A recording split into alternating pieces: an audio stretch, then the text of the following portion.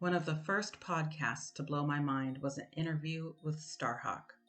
I'd never heard of her before, wasn't aware of how she'd nearly single-handedly brought about the resurgence of paganism into Western culture in the 1960s, or her grassroots efforts at teaching permaculture and the ideals of earth care, people care, fair share. On this particular podcast, she was explaining a largely unknown history of humankind and how most cultures actually started out as matriarchal. She spoke of the feminine honoring practices and rituals of indigenous people all over the world.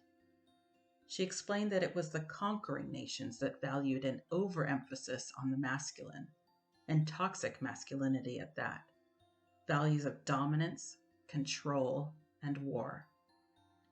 Our original ways, however, wherever our ancestors hail from, was much more balanced, and therefore more earth-honoring and comfortable with mystery and cycles. Over a year later, I heard another story that blew my mind about the power of the feminine. It was about a region of Africa that had been plagued with civil war for centuries. Battle after battle would spring up occasionally, leading to death of children, husbands, and loved ones. Finally, it was the women of the tribes who ended the violence.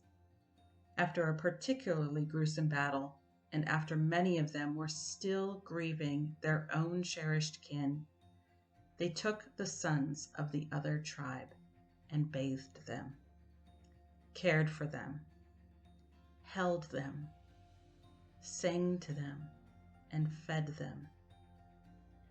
Then they took the teenagers of that tribe and did the same. And finally, they took the grown men of the other tribe and did the same for them. Then they locked the men of both tribes in a building and stood guard all around the outside, forcing the men to talk. The men tried to leave, but the women wouldn't let them. Days passed, and still they didn't let them. Eventually, though, the men reached an agreement, a truce. The women let them out, and they've had peace ever since. Women are no strangers to pain. We are not delicate flowers. Our bodies crack open to bring forth new life into the world. We nurture others even if it is us who are in dire need of nurturing.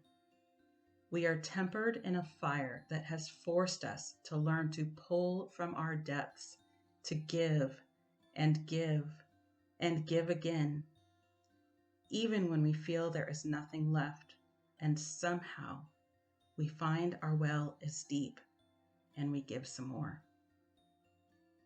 This broken world needs the power of women. This broken world needs our motherly arms to wrap around it, hold it despite its ugliness, love it in spite of its brutality. The rise of the feminine will by its very nature bring forth the rise of the masculine, not the war-hungry oppressor, but the provider, the holder of space. Our strength will lend them their strength to become whole once again, not because it's fair, but because that is what we do. That is who we are. And that is what this desperate time calls for.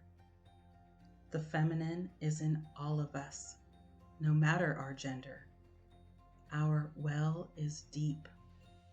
It hurts, but we have the strength.